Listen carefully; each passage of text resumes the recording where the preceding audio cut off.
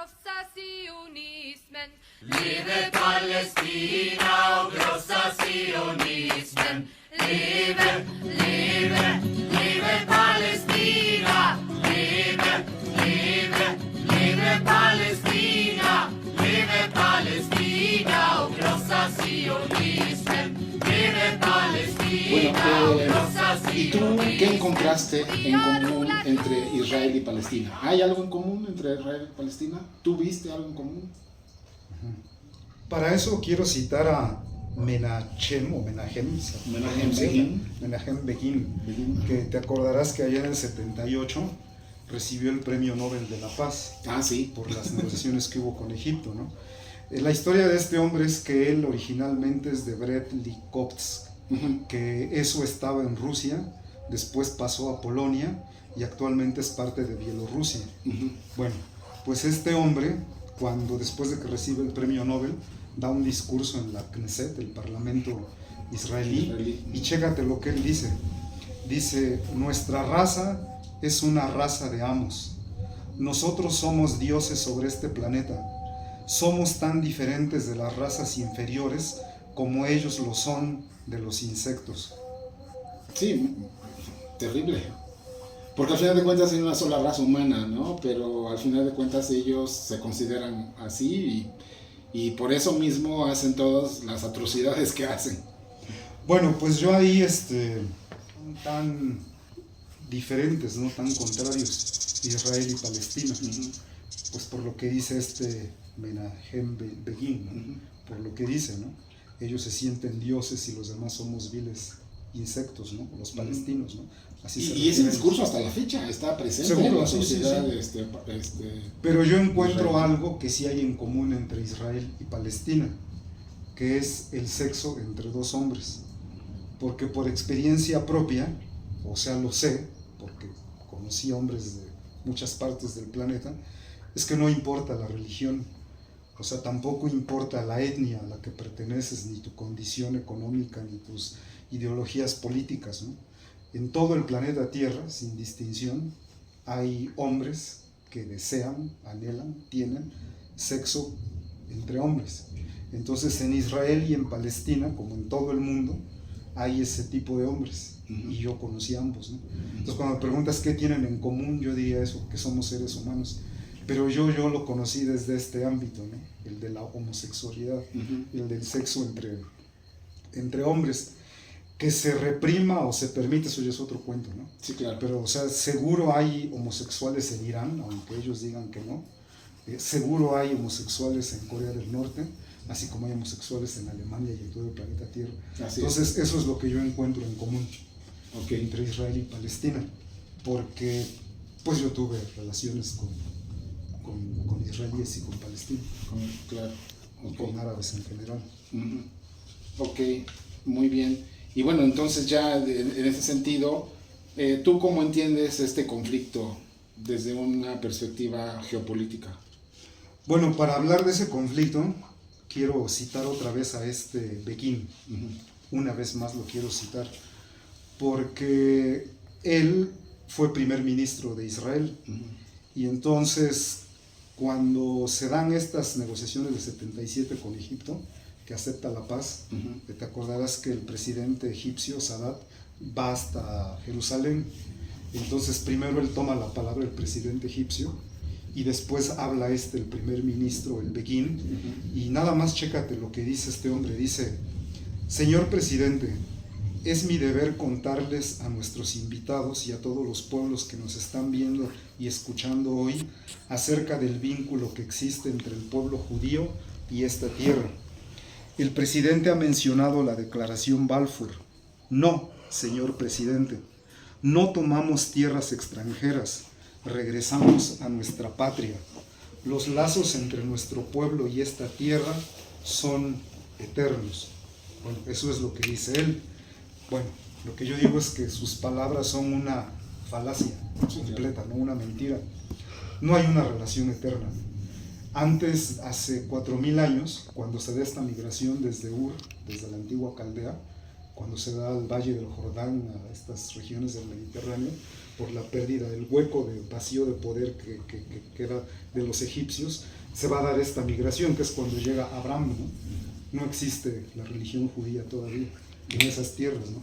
Entonces eso es una patraña de que esto de hablar de eterno, ¿no? Claro. Y otra patraña igual es eso que dice que regresar a su tierra, ¿no? Porque el actual primer ministro de Israel, Benjamín Netanyahu, es polaco, ¿no? Su padre, su abuelo, Mileikovsky, ¿no? Pero él, bueno, se hace llamar Netanyahu porque eso suena claro. más hebreo, ¿no? Sí, claro. Ben Gurión también era polaco, ¿no? Golda Meir era de Kiev, de lo que hoy es Ucrania, ¿no? Sí. Entonces todos ellos son judíos házaros. Entonces aquí para mí lo fundamental es entender que los házaros y aún los sefardíes son judíos conversos. O sea que en el caso de los házaros que vivieron ahí como por el siglo 7 al 10, ahí en el siglo 8, ese reino se convierte al judaísmo. Sí. O sea que ellos son judíos por conversión, adoptaron la religión judía. Pero los palestinos, ellos son semitas, ellos sí son semitas, ellos sí son originarios de esa tierra que hoy llamamos la Palestina, o sea, el Levante, ¿no? El Mediterráneo Oriental, ellos sí son originarios de ahí. Y ahí sí me gustaría hacer un paréntesis, ¿no? Que pareciera que nada que ver una cosa con otra, pero yo creo que sí. La colonización de este continente, o de estas tierras donde estamos hoy, que llamamos México.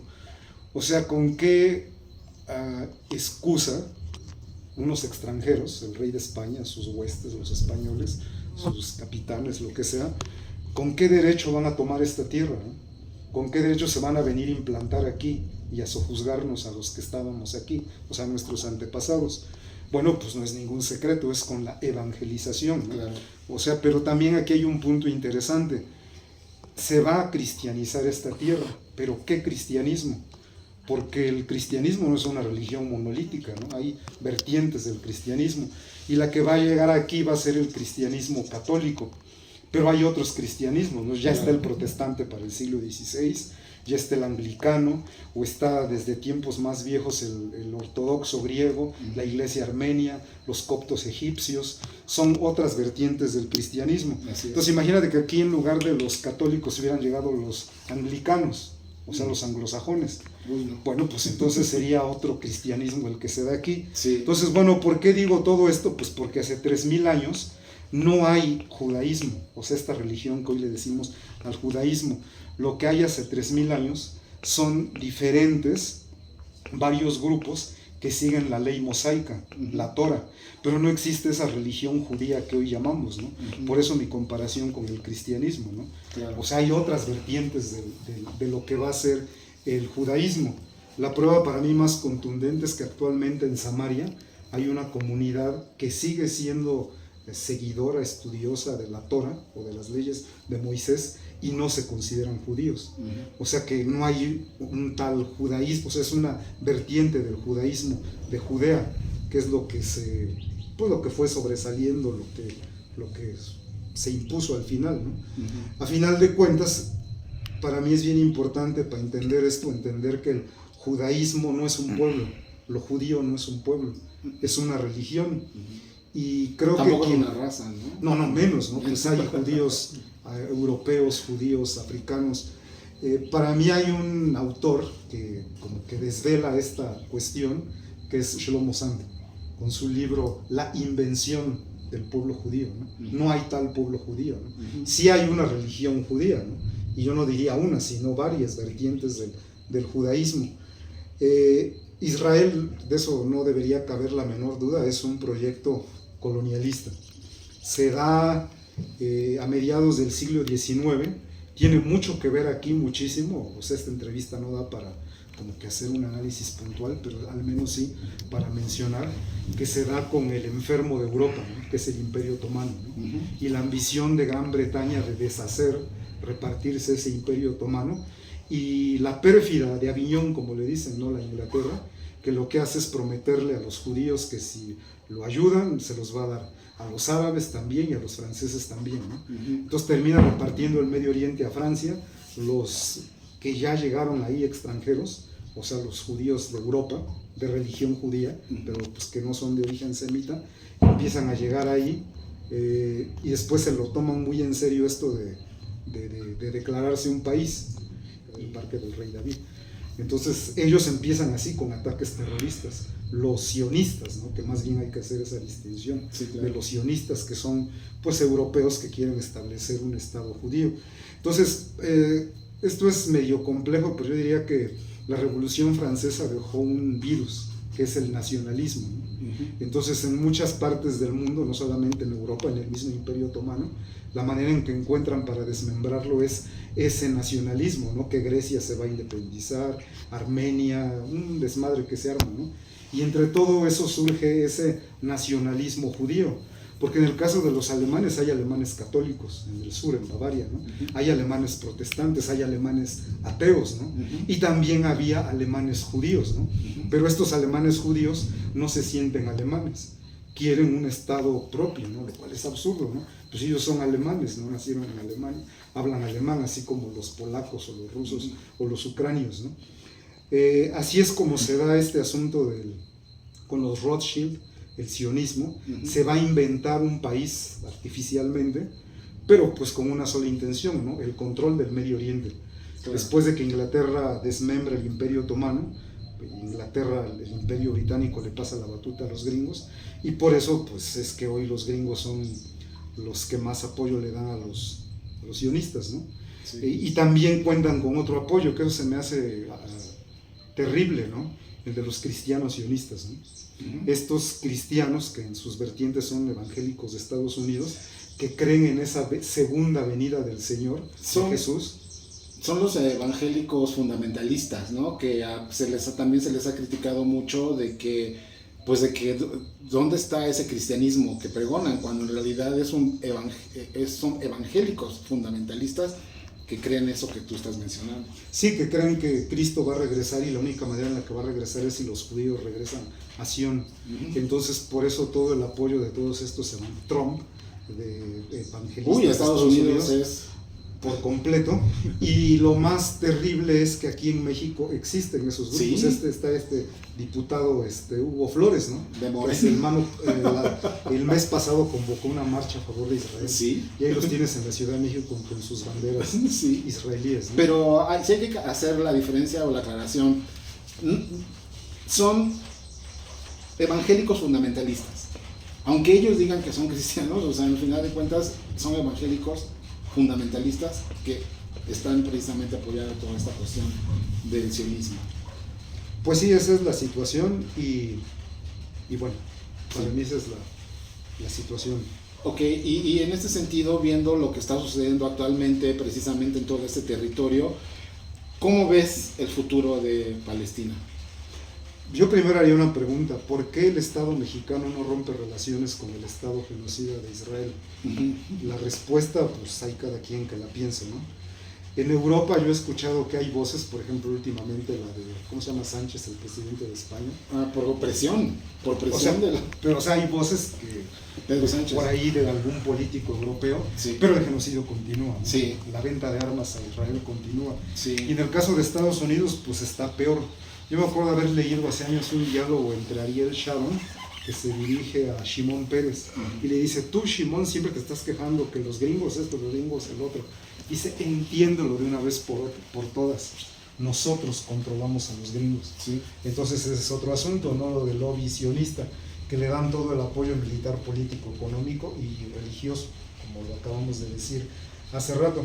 Yo siento que ahorita los israelíes están envalentonados, porque ya sin recato alguno hablan de exterminar a todo el pueblo, de asesinar niños, y lo dicen por igual militares, lo dicen políticos y lo dicen civiles. Yo hace poco vi un video de una israelí que practica la yoga, así bien mística, y que dice que vibra alto, y se lo preguntan, y ella dice que no hay contradicción entre vibrar alto y asesinar niños, porque son nuestros... O sea, están descarados y desatados los israelíes en este punto, ¿no? También no hay que olvidar que Israel, dependiendo quién haga la cuenta, Israel tiene entre 100 y 400 bombas nucleares. Entonces esto está de locos, porque pues ellos no dejan que la Comisión esta de Energía Atómica los regule, su programa nuclear es ilegal, bueno, como sea, ¿no? Entonces, ante todo este panorama yo veo dos cosas, ¿no? Lo pueden hacer, Sí. así como están lo pueden hacer. Pueden ya sea asesinar a todo el pueblo palestino y expulsarlos a otros, ¿no? Vaciar de palestinos a Israel y quedarse Ese es su plan.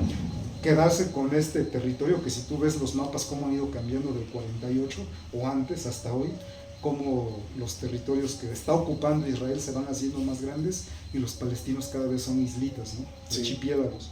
Puede pasar, ¿eh? Sí, Así y- como están, puede pasar. Sí, que incluso también, por lo que ha salido en muchos medios de comunicación, es que muchas veces lo que pasa en Gaza no lo saben los que están viviendo en Cisjordania, ¿no? O sea, sí están tratando de que no haya comunicación entre los palestinos para que no haya unión. De hecho, la Entonces, misma creación de Hamas es para eso, ¿no? Ujú. Y eso antes era, para muchos era una teoría conspirativa, hoy ya no, porque ya hay documentos desclasificados y el propio Netanyahu ya lo aceptó, ¿no?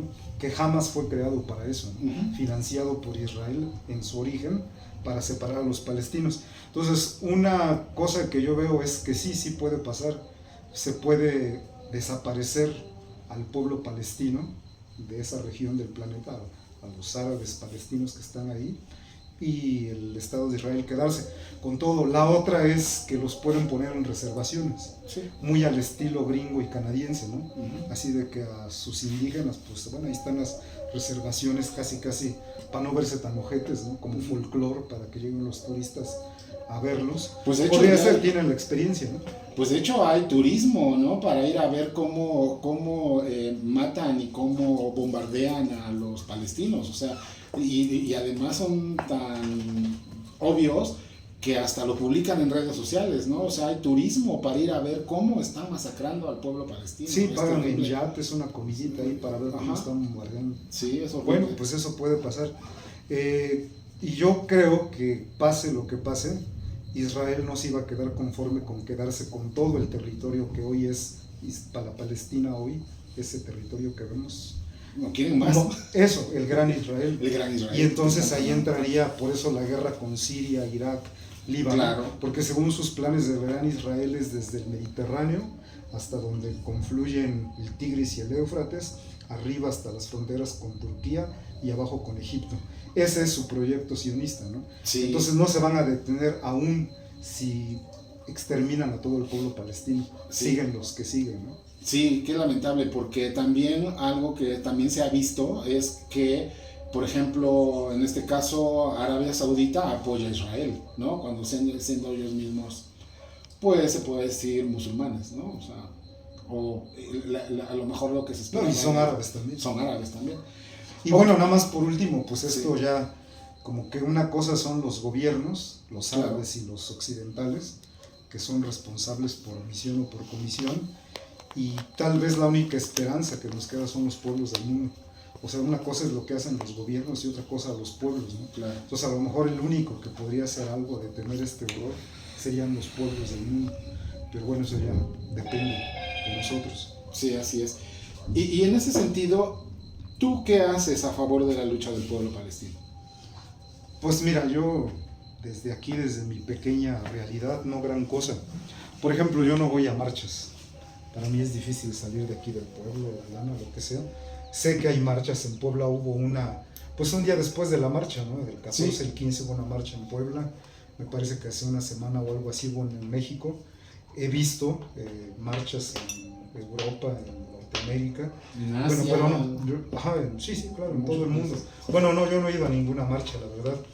Lo que yo hago aquí desde mi pueblo, por ejemplo, es hacer videos. Hay por ahí algunos videos en donde yo trato de explicar desde la perspectiva de la historia. O sea, cómo históricamente, como decía esto del Imperio Otomano, los británicos, para que mis alumnos pues lo entiendan, ¿no? Y pues para difundirlo pues lo hago a través de videos que grabo aquí y se difunden, ¿no? También otra cosa que he hecho es cantar. O sea, yo no sé cantar, no canto re feo. Pero sí, por ejemplo, por ahí hice un video de un canto, la del niño del tambor. Lo canté, pero le cambié la letra. Entonces decía, él Camino que lleva a Belén, pasa por Gaza que Israel bombardeó, por Cisjordania que Israel masacró, y Jerusalén que Israel ocupó. Rapopom-pom. Y bueno, tuvo miles de visitas, por ahí lo compartieron. Y bueno, cosas así. Pues aquí en mis clases, con familiares, cuando surge la plática, pues trato de explicar, ¿no?, qué es lo que está pasando ahí, no me quedo callado. Y pues sí, yo sé que no es gran cosa, porque también he aprendido una cosa, que la libertad no se puede regalar y tampoco imponer. La libertad se tiene que ganar, que luchar, que construirse. Entonces quienes tienen que luchar, pues son ellos, ¿no?, los palestinos. Nosotros podemos acompañarlos, difundir, ¿no?, pero ellos son quienes tienen que hacerlo, ¿no?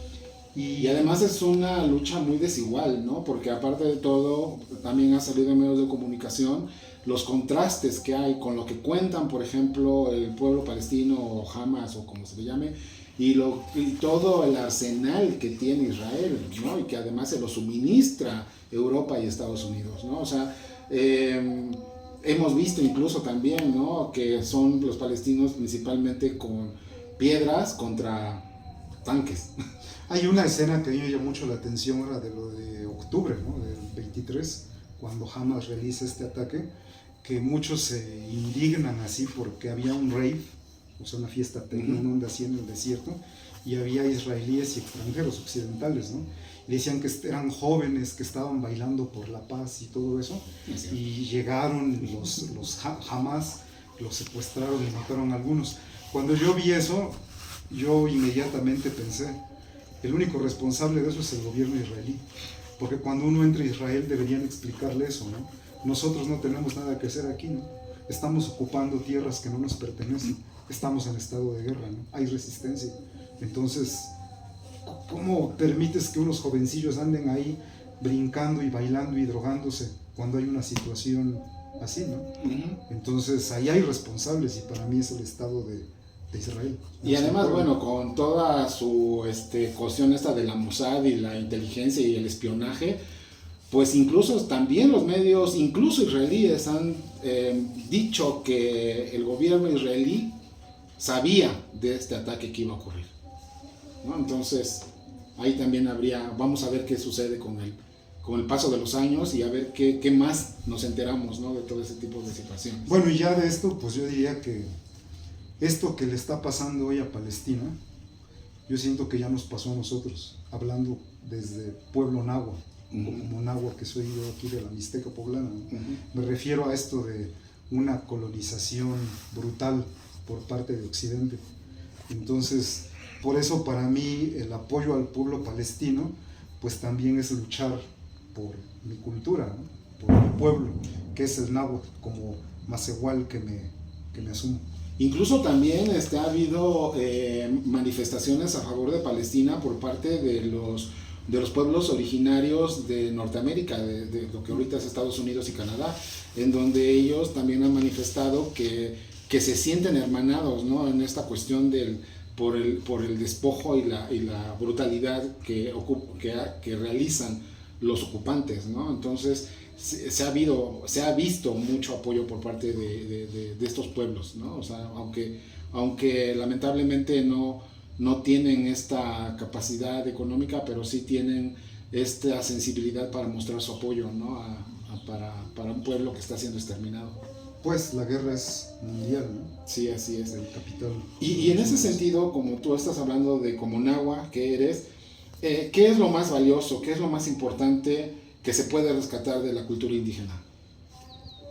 Pues mira, en náhuatl hay esto que el maestro Ángel María Garibay llamaba expresiones difrasísticas, ¿no? Que ya ves que son dos palabras que yuxtapuestas adquieren otro sentido. Entonces en náhuatl está esta expresión que es in ixtli, in yolotl, que es el rostro, el corazón, que podemos entender como la identidad, ¿no?, lo que te hace ser tú en tu parte interior que no se ve y en tu parte exterior que sí se ve. Entonces para mí la obra maestra de los pueblos no solo nahuas, sino mesoamericanos, o sea, mayas, mixtecos y demás, es sin duda alguna el Tonalpohualli, la cuenta de los días, porque eso nos ubica en el universo, en el mundo, en la realidad, en el tiempo, en el espacio. Entonces para mí ese es el tesoro más grande, y que con la guerra de conquista los franciscanos lo entienden muy bien. Todo su pensamiento está cifrado en eso, entonces hay que destruirlo, ¿no? Entonces aquí lo que ha pasado es que durante 5 siglos ha habido, aquí donde estamos, en estas tierras, un auténtico etnocidio por 5 siglos. O sea, una guerra, un intento por borrar nuestra identidad como pueblos, por borrar y exterminar nuestra cultura y nuestra espiritualidad. Y este proceso de colonización va más allá de lo material, también va aquí en el pensamiento. Y en mi humilde opinión, la piedra angular de la colonización de nuestro pensamiento, pues es la Biblia, ¿no? Es la historia judía. Por eso cuando somos niños, como te decía hace rato, mi mamá, cuando crecemos nos dice, ay, que Adán y Eva, que todo eso es parte de la colonización. Y eso pues lo entiendo muy bien después de haber estado en Palestina. También considero que en el caso de nosotros, de los pueblos indígenas de México, en 1821 nos independizamos de España, que yo más que independencia diría que es una secesión, ¿no? Porque quienes quedaron gobernando fueron los españoles, sí, claro, los criollos. Pero bueno, fuera de eso, el Estado Vaticano siguió incólume, ese sí. Sigue dominando el pensamiento hasta el día de hoy, ¿no? Entonces, bueno, como indígenas, muchos, y aquí en el pueblo me lo han hecho esa crítica, que cuando uno habla de lo indígena, dicen, ay, es que tú quieres regresar a lo de antes, que quieres usar taparrabo y que quieres usar flechas, una onda así. Sí, debo aclarar que nuestro horizonte como pueblos indígenas no es el pasado, es el futuro. Claro. Ese es nuestro horizonte. Y en mi caso, como Cuiloni, como homosexual, para mí el meollo del asunto no es pensar cómo fue la homosexualidad tratada antiguamente en las sociedades mesoamericanas hace más de 500 años. Eso para mí no es el meollo. Para mí el meollo es cómo vamos a construir hoy una sociedad que sea incluyente y que tenga un lugar digno para nosotros, para los que somos pues diferentes, ¿no? Entonces siento que los pueblos nahuas en general debemos de pasar por un proceso de descolonización en todo sentido, aquí del pensamiento, con todo esto que acabo de decir, de la Biblia, de las religiones gringas que están entrando aquí, ¿no? O sea, el proceso de evangelización no ha terminado, ¿no? Primero fue el cristianismo latino, pero hoy es el cristianismo anglosajón el que está llegando a nuestras comunidades, ¿no? Entonces estamos en un proceso de descolonización y eso nos va a llevar a un renacimiento, o sea, reconocernos como nahuas que somos y que nuestra cultura vuelva a florecer. Y como dije al principio, pues para mí el medio de esto es el Tonalpohualli, la cuenta de los días, porque eso nos vuelve a ubicar en el tiempo y en el espacio, nos vuelve a dar lugar en la historia. Para mí eso es lo más valioso. Och vi har skördat vetet. Vi har plockat citronerna. Och vi har plockat citronerna. Och pressat oliverna. Och pressat oliverna. Och hela världen känner till vår jord. Och hela världen känner till vår jord. Leve, leve, leve Palestina. Leve, leve, leve Palestina. Leve Palestina och krossa sionismen. Leve Palestina och krossa sionismen.